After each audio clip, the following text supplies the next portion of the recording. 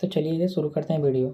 आज की वीडियो में हम सीखेंगे, अगर आप जो है सवाना ऐप यूज़र हो तो उस एप्लीकेशन में आप कैसे गए। सवाना ऐप फॉर एग्जांपल आप ओपन कर लिए, आप कैसे उसमें अपना जेंडर सेट कर सकते हो। प्रोफाइल में मेल, पुरुष, महिला जो भी है, फीमेल, वो चीज़ आप सेट कर सकते हो। तो उसके लिए क्या करना पड़ेगा उसको, आपको देखिए, आप आ जाइए मी पे, फिर उसके बाद आप अपने क्लिक करिए अपने प्रोफाइल पे।